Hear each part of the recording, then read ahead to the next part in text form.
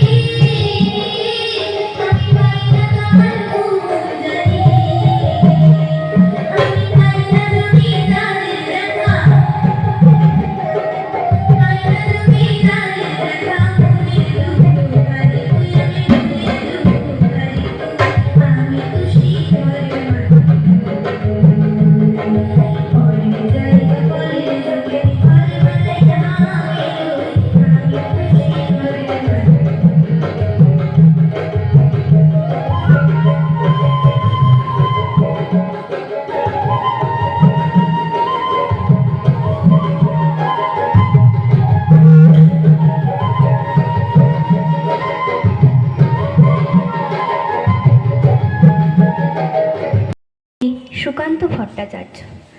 একটি মোরগ হঠাৎ আশ্রয় পেয়ে গেল বিরাট প্রাসাদের ছোট্ট এক কোণে, ভাঙা প্যাকিং বাক্সের গাদায় আরও 2-3টি মুরগির সঙ্গে। আশ্রয় যদিও মিলল, উপযুক্ত আহার মিলল না। সুতীক্ষ্ণ চিৎকারে প্রতিবাদ জানিয়ে গলা ফাটালো সেই মোরগ ভোর থেকে সন্ধে পর্যন্ত। তবু সহানুভূতি জানালো না সেই বিরাট শক্ত ইমারত। তারপর শুরু হলো তার আস্তা কুড়িয়ে আনা গোনা। আশ্চর্য, সেখানে প্রতিদিন মিলতে লাগলো ফেলেদা ভাত ও রুটি, চমৎকার প্রচুর খাবার। তারপর এক সময় আস্থা করেও এলো অংশীদার। কাজে দুর্বলতর মোরগের খাবার গেল বন্ধ হয়ে। খাবার, খাবার, খানিকটা খাবার। অসহায় মোরগ খাবারের সন্ধানে বারবার চেষ্টা করলো প্রাসাদে ঢুকতে, কিন্তু প্রত্যেকবারই তারা খেলো প্রচণ্ড। ছোট্ট মোরগ ঘাড় উঁচু করে স্বপ্ন দেখে প্রাসাদের ভেতর রাশি রাশি খাবার। তারপর সে সত্যি প্রাসাদে ঢুকতে পেল। একেবারে সোজা চলে গেল ধবধবে সাদা দামি কাপড়ে ঢাকা খাবার টেবিলে। অবশ্য খাবার খেতে নয়, খাবার হিসেবে। নমস্কার। ভালো খাবার। কবি সুকান্ত ভট্টাচার্য। ধনপতি পাল, তিনি জমিদার মস্ত, সূর্য রাজ্যে তার যায় না কষ্ট। তার ওপর ফুলে ওঠে কারখানা ব্যাংকে, আয়তনে হারালেন মোটা কোলা ব্যাংকে। সবার হুজুর তিনি, সকলের কর্তা, হাজার সেলাম পান দিনে গড়পড়তা। সদাই পাহারা দেয় বাইরে সেপাই তার, কাজ নেই তাই শুধু খাই খাই বাই তার। এটা খান সেটা খান সব লাগে বিদ ঘুটে, টান মেরে ফেলে দেন একটু খাবার খুঁটে। খাদ্যে অরুচি তার, সব লাগে তিক্ত, খাওয়া ফেলে ধমকান শেষে অতিরিক্ত। দিন রাত চিৎকার, আরো বেশি টাকা চাই, আরো কিছু তহবিলে জমা হয়ে থাকা চাই। সব ভয়ে জড়সড়, রোগ বড় পেঁচানো, খাওয়া ফেলে দিন রাত টাকা বলে চেঁচানো। ডাক্তার কবিরাজ ফিরে গেল বাড়িতে, চিন্তা পাকালো জট নায়েবের দাড়িতে। নায়েব অনেক ভেবে বলে হুজুরের প্রতি, কি খাদ্য চাই, কি সে খেতে উত্তম মতে। নায়েবের অনুরোধে ধনপতি চারিদিক দেখে নিয়ে বার কয়, হাসলেন ফিক ফিক। তারপর বললেন, বলা ভারী শক্ত, সবচেয়ে ভালো খেতে গরিবের রক্ত। নমস্কার। সুকান্ত ভট্টাচার্যের লেখা এক যে ছিল, এক যে ছিল আপন ভোলা কিশোর। স্কুল তার ভালো লাগতো না, সহ্য হতো না পড়াশোনার ঝামেলা। আমাদের চলতি লেখাপড়া সে শিখল না কোনো কালে, অথচ সে ছাড়িয়ে গেল সারা দেশের সবটুকু পাণ্ডিত্যকে। কেমন করে সে প্রশ্ন আমাকে করো না। বড় মানুষের মধ্যে গরিবের মতো মানুষ, তাই বড় হয়ে সে বড় মানুষ না হয়ে মানুষ হিসেবে হলো অনেক বড়। কেমন করে সে প্রশ্ন আমাকে করো না। গান সাধার বাঁধা আইন সে মানেনি, অথচ স্বর্গের বাগান থেকে সে চুরি করে আনলো তোমার আমার গান। কবি সে, ছবি আঁকার অভ্যাস ছিল না ছোট বয়সে, অথচ শিল্পী বলে সে পেল শ্রেষ্ঠ শিল্পীদের সম্মান। কেমন করে সে প্রশ্ন আমাকে করো না। মানুষ হলো না বলে যে ছিল তার দিদির আক্ষেপের বিষয়, অনেক দিন অনেক বিদ্রূপ যাকে করেছে আহত, সেই একদিন চমক লাগিয়ে করল দিগ বিজয়। কেউ তাকে বলল বিশ্বকবি, কেউ বা কবিগুরু। উত্তর দক্ষিণ পূর্ব পশ্চিম চারদিক করল প্রণাম। তাই পৃথিবী আজও অবাক হয়ে তাকিয়ে বলছে কেমন করে। সে প্রশ্ন আমাকে করো না, এই প্রশ্নের জবাব তোমাদের মতো আমিও খুঁজি। নমস্কার।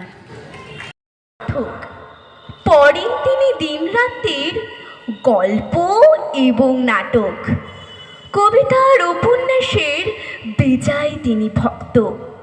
ডিটেকটিভের কাহিনীতে গরম করেন রক্ত। জানেন তিনি দর্শন আর নানা রকম বিজ্ঞান। জ্যোতিষশাস্ত্র জানেন তিনি, তাই তো আছে বিজ্ঞান। ইতিহাস আর ভূগোলেতে বেজায় তিনি দক্ষ। এসব কথা ভাবলেই তার ফুলতে থাকে বক্ষ। সবসময়ই পড়েন তিনি সকাল থেকে সন্ধে। ছুটির দিনে পড়েন তিনি, পড়েন পুজোর বন্ধে। মাঝে মাঝে প্রকাশ করেন গুরু জ্ঞানের তত্ত্ব। বিদ্যাখানা জাহির করেন বরেন্দ্রনাথ দত্ত। হঠাৎ ঢুকে রান্নাঘরে বলেন, ওসব কিরে? ভাইজি গিদা হেসে বলেন, এসব কালো জিরে। বরেন বাবু রেগে বলেন, জিরে তো হয় সাদা, তিলও কালো, জিরেও কালো, পেয়েছিস কি গাধা? রান্না করার সময় কেবল পুড়িয়ে হাজার লঙ্কা। হনুমতি হয়েছিস তুই, হচ্ছে আমার শঙ্কা। হঠাৎ ছোট্ট খোকাটাকে কাঁদতে দেখে দত্ত খুলেন বিরাট বইয়ের পাতা, নামটি মনস্তত্ত্ব। খুঁজতে খুঁজতে বরেন বাবু হয়ে গেলেন সারা। বুঝলেন না কেন খোকা মাথায় করছে পাড়া। হঠাৎ সে ভাইজি গীতা দুধের বাটি নিয়ে খাইয়ে দিয়ে 5 মিনিটে দিল ঘুম পাড়িয়ে। বরেন বাবু ভাবেন, খোকার কেমন তরধারা, আধ ঘন্টার চেঁচামেচি 5 মিনিটেই সারা। বরেন বাবুর কাছে আরো বিরাট একটি ধাঁধা।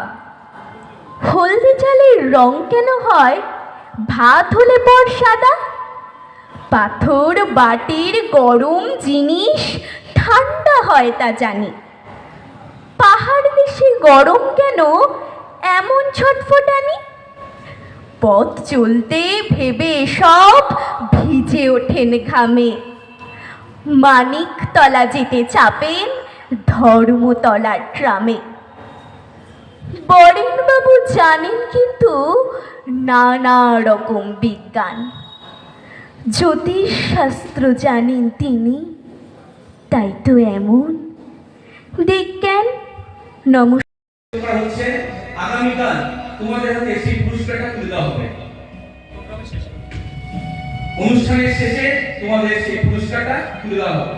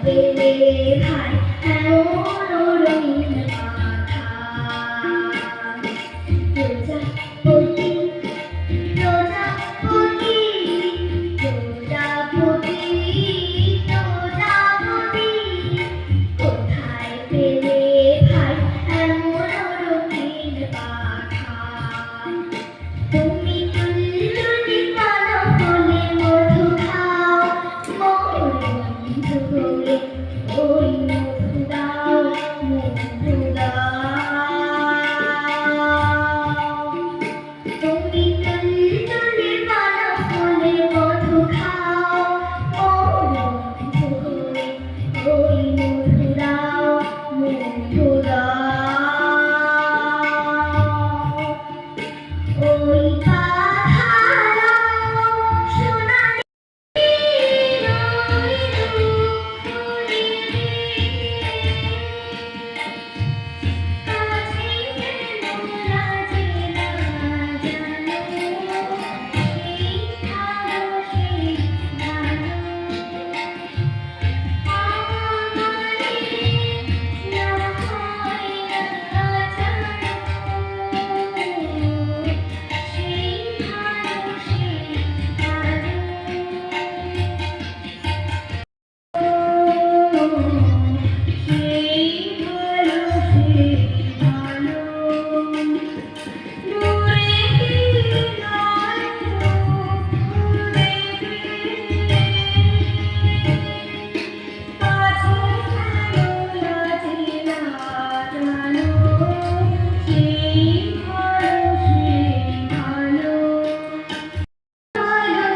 করে ডেকে নিবি তাহলে ওরা আমাকে সিট দিতে পারতেছে না, যোগ করতে পারতেছে না, টাইম পাচ্ছে না।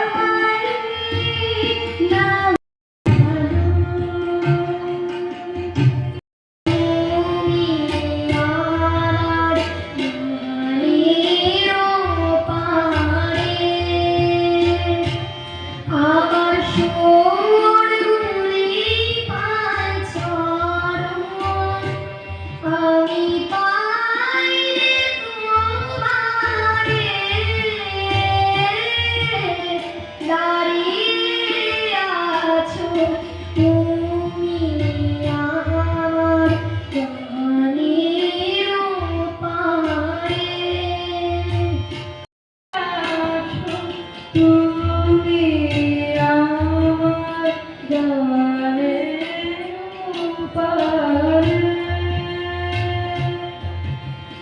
দাঁড়িয়ে আছো তুমি আমার গানের পারে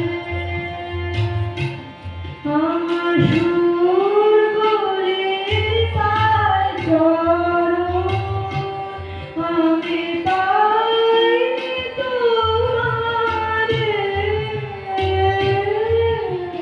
দাঁড়িয়ে আছো তুমি আমার গানের পারে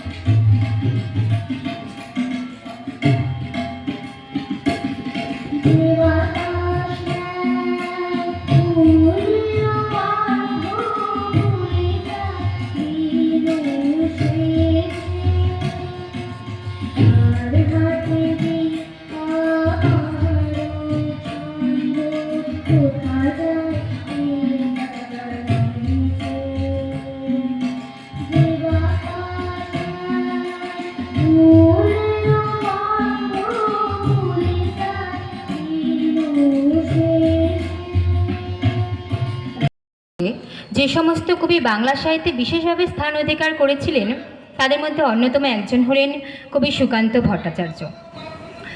সুকান্ত ভট্টাচার্যের জন্ম তারিখটা যদি আমরা দেখি, দেখব 1926 সালের 15ই আগস্ট। তার আগে ভারতবর্ষে প্রথম বিশ্বযুদ্ধ হয়ে গেছে এবং প্রথম বিশ্বযুদ্ধের ভয়াবহ পরিস্থিতি ভারতবর্ষে ভীষণভাবে ছড়িয়ে আছে। কালোবাজারি, দারিদ্র্য অবস্থা, মানুষের দুর্ভিক্ষ এবং নিষিদ্ধ পল্লী, এই সমস্ত একটা কদর্য নোংরা পরিবেশ পৃথিবীতে ছড়িয়ে আছে। তার মাঝেই কবি সুকান্ত ভট্টাচার্য বেড়ে উঠেছিলেন। ক্ষণজীবী এই কবি তার বাংলা সাহিত্যে এমন কিছু জিনিস উপহার দিয়েছেন যে আজকে 100 বছর পরেও আমরা এখানে দাঁড়িয়ে আছি, তাকে স্মরণ করছি। কেন? তার একটা ভীষণ কারণ আছে। খুব ভাবতে অবাক লাগে যে এই ক্ষণজীবী কবি তার কিশোর বয়সে এত কিছু রচনা করেছেন, এমন কবিতা রচনা করেছেন যা তখনকার সময়ে প্রাসঙ্গিক তো ছিলই, এখন বর্তমানে দাঁড়িয়েও আমরা সেগুলো আলোচনা করি, সেগুলো বিষয়ে এখনও আমরা সমালোচনা করি, সেগুলো নিয়ে আমরা আলোচনা করতে বাধ্য। আমার বিষয় সুকান্তর কবিতা আগামীর ঠিকানা। কবিতায় যদি আমরা কবির কাব্যগ্রন্থ প্রকাশের প্রথম দিক থেকে দেখি, তাহলে তিনি নিজে যখন শুনে গিয়েছিলেন তার প্রথম কাব্যগ্রন্থ প্রকাশ হচ্ছে, তার পূর্বেই তার মৃত্যু ঘটেছিল। প্রথম কাব্যগ্রন্থের প্রথম কবিতায় তিনি আগামীর উদ্দেশ্যে উৎসর্গ করেছেন। তার প্রথম কাব্যগ্রন্থে ছাড়পত্র এবং প্রথম কবিতার নামও ছাড়পত্র। ছাড়পত্র কবিতায় তিনি স্পষ্টভাবে জানিয়ে দিয়েছেন যে শিশু এই পৃথিবীতে আসবে সে এখনকার আর সমাজের মতো মুখ বুজে থাকবে না, তাকে আর অত্যাচার করা যাবে না, তার জন্য আমাদের একটা সুস্থ পরিবেশ দিতে হবে, তার জন্য জমি ছেড়ে দিতে হবে এবং এই জমি ছাড়ার কাজটা তার উত্তর প্রজন্মকেই করতে হবে। উত্তর প্রজন্মকে একটা সুস্থ পরিবেশ তৈরি করে যেতে হবে যাতে আমাদের শিশুরা বেড়ে উঠতে পারে, যাতে আমাদের শিশুরা শিক্ষা পায়, যাতে আমাদের শিশুরা উন্নত একটা মানসিক ক্ষমতার অধিকারী হয়ে ওঠে। তাই তিনি বলেছেন শেষে যে হ্যাঁ, আমরা চলে যাব এই পৃথিবী ছেড়ে, তবু আজ যতক্ষণ দেহে আছে প্রাণ, প্রাণপণে করে যাব সরাবো পৃথিবীর সমস্ত জঞ্জাল। এ বিশ্বকে এ শিশুর বাসযোগ্য করে যাব আমি, নবজাতকের কাছে এ আমার দৃঢ় অঙ্গীকার। তার মানে কি তখন শিশুর জন্য পরিবেশ বাসযোগ্য ছিল না?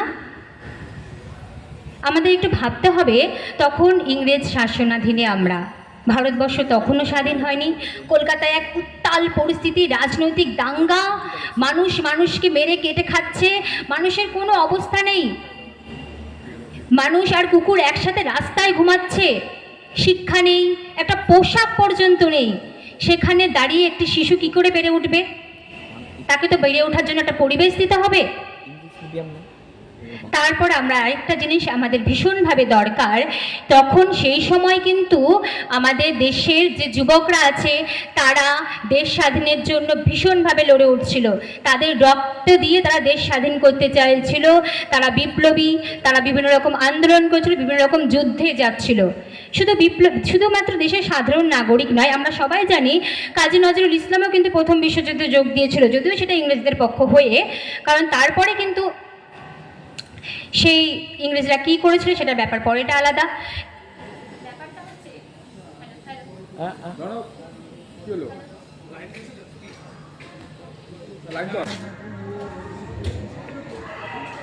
ঠিক, হ্যালো। কাজী নজরুল ইসলাম যেখানটায় ছিলাম সেখানটা হচ্ছে যুদ্ধে যোগ দিয়েছিলেন, সেটা পরে ব্যাপার।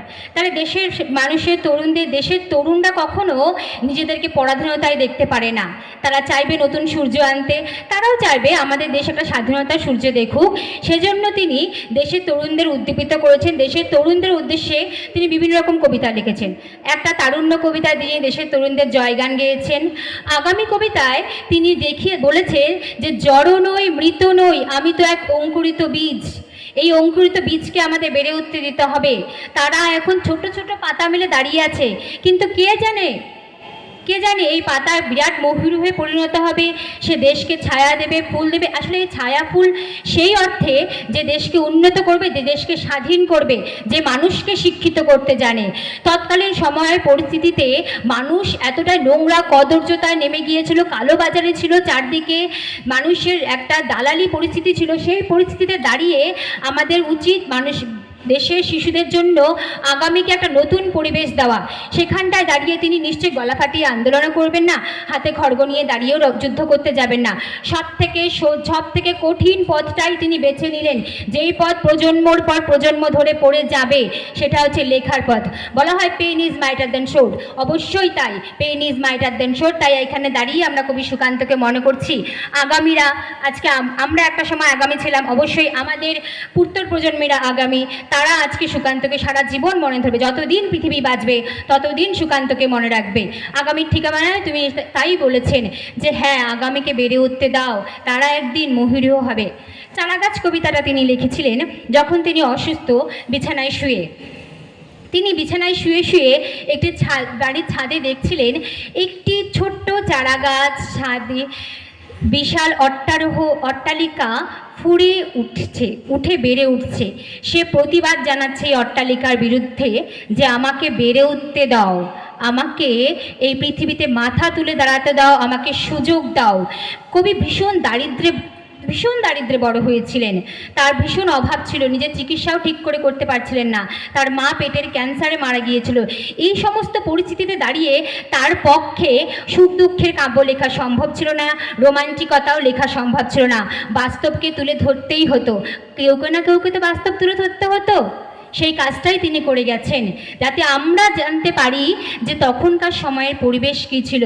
আগামীকে তিনি বারবার বলেছেন, নিজে যেই কষ্টটা ভোগ করেছেন যাতে আগামী ভোগ না করে, উত্তর প্রজন্ম যাতে ভোগ না করে, সেজন্য তিনি তার কবিতার মধ্যে দিয়ে বারবার লিখে গেছেন যে আগামীর জন্য আমাদের জায়গা ছেড়ে দাও। এই যে চারা গাছ, সে চোখে অনেক স্বপ্ন নিয়ে বেড়ে উঠছে, তাকে বেড়ে উঠতে দাও। এই যে চারা গাছই বেড়ে উঠবে, এরাই নতুন পৃথিবী আনবে, দেশকে স্বাধীন করবে। তাই 18 বছর বয়স কবিতায় কবি জানিয়েছেন এই বয়স ভীষণ উত্তাল, এই বয়সে রক্ত খুব গরম, এই বয়স ভীরু নয়, এই বয়স সব কিছু করতে জানে, এই বয়স কাপুরুষ নয়, এই বয়স যেমন রক্ত দিতেও জানে, রক্ত নিতেও জানে, এই বয়স কখনোই পিছিয়ে যায় না। এই 18 জয়গান তিনি বারবার গিয়েছেন। 18কে বারবার পৃথিবীতে নেমে আসতে বলেছেন, দেশের বুকে নেমে আসতে বলেছেন তৎকালীন সময়ের পরিপ্রেক্ষিতে। কেন? কারণ এরাই হচ্ছে দেশের ভবিষ্যৎ, এরাই দেশকে নিয়ে যাবে, এরাই দেশকে শিক্ষিত করবে, এরাই আন্দোলন করে দেশকে স্বাধীন করে তুলবে। এদের মধ্যে দিয়েই নতুন পৃথিবী গড়ে তুলবে, নতুন ফুল ফুটবে। এরা শিক্ষিত হলেই, এরা উন্নত হলেই আমাদের ভবিষ্যৎ প্রজন্ম উন্নত হবে। আগামীর জন্য সুকান্ত এত ভেবেছেন যে তার কবিতায় আগামীর যদি কবিতাগুলো আমরা দেখি তাহলে আমাদের এখনও মনে হয় হ্যাঁ তাই তো, আমাদের তো তাই করা উচিত, আমাদের বেঁচে ওঠা উচিত। আমরা যদি নিজেদেরকে শিক্ষিত করি, নিজেদেরকে উন্নত করি এবং নিজেদের পরিবেশটাকে উন্নত করি সমস্ত দিক থেকে, শুধু সামাজিক নয়, রাজনৈতিক, পারিবারিক সমস্ত দিক থেকে পরিবেশকে উন্নত করি। কেন? আগামীর জন্য। আগামীকে আমরা সুস্থ করে তুলব, আগামীকে আমরা উন্নত করব, তাহলে একটা দেশ উন্নত হবে। আসলে তিনি দেশকে উন্নত করতে চেয়েছিলেন, দেশের প্রতি তিনি শ্রদ্ধা জানিয়েছেন। তাই যেই বীরেরা আন্দোলন করেছিল, বীরেদের প্রতি শ্রদ্ধা জানিয়ে তিনি মুক্ত বীরেদের প্রতি একটি কবিতাও লিখেছিলেন। সুকান্ত ভট্টাচার্য একমাত্র যে আগামীর জন্য ভেবেছেন এবং সেই সময় দেশের মানুষের জন্য ভেবেছেন। তিনি বুঝতে পেরেছিলেন যে আগামীর ভবিষ্যৎ খুবই কঠিন, তাকে একটি নতুন সমাজ, একটি নতুন জায়গা ছেড়ে দিতে হবে। ধন্যবাদ। সীমান্তে আজ আমি প্রহরী, অনেক রক্তাক্ত পথ অতিক্রম করে আজ এখানে এসে থমকে দাঁড়িয়েছি স্বদেশের সীমানায়। ধূসর তিউনিসিয়া থেকে স্নিগ্ধ ইতালি থেকে ছুটে গেছে বিপ্লবী ফ্রান্সে, নক্ষত্র নিয়ন্ত্রিত নিয়তির মতো দুর্নিবার অপরাহত রাইফেল হাতে ফ্রান্স থেকে প্রতিবেশী বার্মাতেও।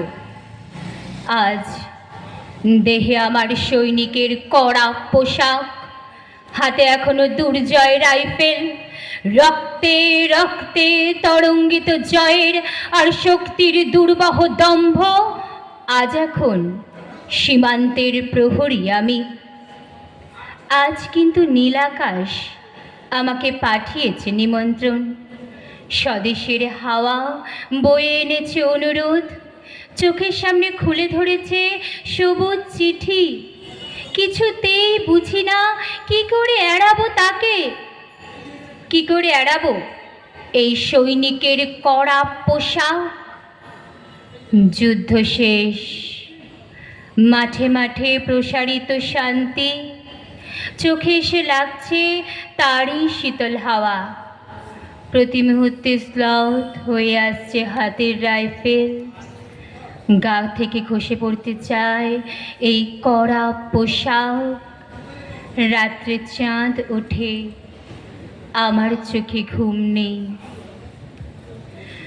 তোমাকে ভেবেছি কতদিন, কত শত্রুর পদক্ষেপ শোনার প্রতীক্ষার অবসরে, কত গোলা ফাটার মুহূর্তে, কতবার অবাধ্য হয়েছে মন যুদ্ধ জয়ের ফাঁকে ফাঁকে, কতবার হৃদয় চলেছে অনুশোচনার অঙ্গারে তোমার আর তোমাদের ভাবনায়। তোমাকে ফেলে এসেছি দারিদ্র্যের মধ্যে, ছুঁড়ে দিয়েছি দুর্ভিক্ষের আগুনে, ঝড়ে আর বন্যায়, মারি আর মড়কের দুঃসহ আঘাতে বারবার বিপন্ন হয়েছে তোমাদের অস্তিত্ব। আর আমি ছুটে গেছি এক যুদ্ধক্ষেত্র থেকে আর এক যুদ্ধক্ষেত্রে। জানি না আজও আছো কি নেই, দুর্ভিক্ষের ফাঁকা আর বন্যায় তলিয়ে গেছে কিনা ভিটে জানি না, তাও তবু লিখছি তোমাকে আজ, লিখছি আত্মভর আশায়। ঘরে ফেরার সময় এসে গেছে, জানি আমার জন্য কেউ প্রতীক্ষা করে নেই মালায় আর পতাকায়, প্রদীপে আর মঙ্গল ঘটে। জানি সম্বর্ধনা রটবে না লোকমুখে, মিলিত খুশিতে মিলবে না বীরত্বের পুরস্কার। তবু একটি হৃদয়ে নেচে উঠবে আমার আবির্ভাবে, সে তোমার হৃদয়। যুদ্ধ চাই না আর, যুদ্ধ তো থেমে গেছে। পদার্পণ করতে চায় না মন ইন্দোনেশিয়ায়, আর সামনে নয়, এবার পেছন ফেরার পালা। পরের জন্য যুদ্ধ করেছি অনেক, এবার যুদ্ধ তোমার আর আমার জন্যে। প্রশ্ন করো যদি এত যুদ্ধ করে পেলাম কি, উত্তর তার তিউনিসিয়ায় পেয়েছি জয়, ইতালিতে জনগণের বন্ধুত্ব, ফ্রান্সে পেয়েছি মুক্তির মন্ত্র, আর নিষ্কণ্টক বার্মায় পেলাম ঘরে ফেরার তাগাদা। আমি যেন সেই বাতিওয়ালা যে সন্ধ্যায় রাজপথে পথে বাতি জ্বালিয়ে ফেরে, অথচ নিজের ঘরে নেই যার বাতি জ্বালার সামর্থ্য। নিজের ঘরেই জমে থাকে দুঃসহ অন্ধকার। ধন্যবাদ।